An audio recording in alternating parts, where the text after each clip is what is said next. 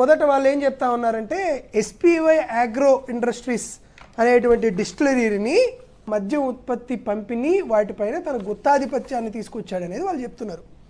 నిజంగానే ఎస్పీవై అగ్రోకి సంబంధించి మిథున్ రెడ్డి గారికి సంబంధం ఉంది అని వారి భావన ఉంటే, నిజంగా అక్కడ క్రైమ్ జరిగిందని వారు భావిస్తే, నిజంగా ఎస్పీవై అగ్రోస్లో ఒక స్కామ్ జరిగిందని భావిస్తే, వాటి ద్వారా ఈ రోజు కూడా పర్మిషన్స్ ఎందుకు చంద్రబాబు నాయుడు గారి ప్రభుత్వం ఇచ్చింది? ఇక్కడ తయారవుతున్న మద్యాన్నే ఈ రోజు కూడా ఈ రాష్ట్ర ప్రభుత్వం ప్రొక్యూర్మెంట్ చేస్తుంది.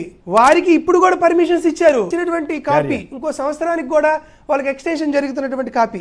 దీంతో పాటు మరొకటి ఏం చెప్తున్నారు వాళ్ళు, గతంలో సరే ఇప్పుడు ఇచ్చారు బానే ఉంది, గతంలో ఎవరు ఇచ్చారు 2019లో ఇప్పుడు ఉన్నటువంటి ముఖేష్ కుమార్ మీనా ఈ ఎస్పీఐ అగ్రో ఇండస్ట్రీస్ లో క్రైమ్ జరిగిందని ఒక కమిటీ వేసి ఆ కమిటీ రిపోర్ట్లో కూడా అన్యాయం అని తేలింది అని చెప్పారు కదా.